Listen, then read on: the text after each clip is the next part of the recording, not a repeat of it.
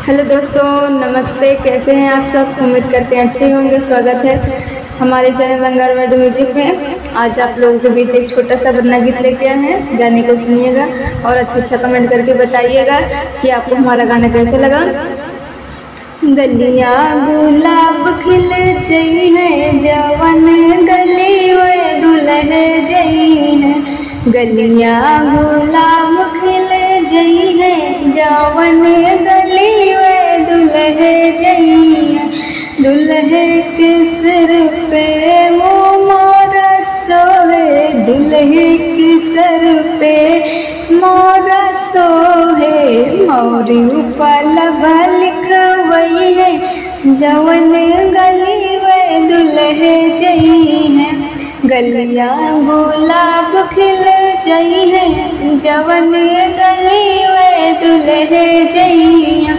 दुल्हे के कानों में कुंडल सोहे, दुल्हे के कानों में कुंडल सोहे।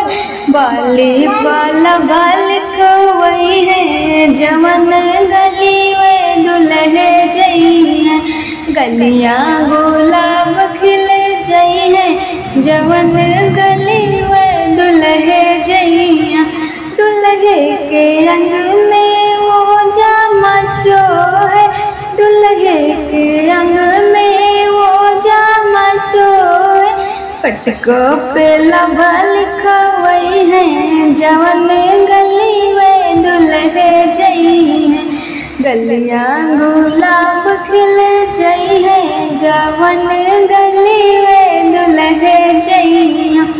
दुल्हे के पाँव में मुजवा सोहे, दुल्हे के पाँव में मुजवा सोहे। जुतवों पे लभा लिखवई है, जवन गली वे दुल्हे जई है।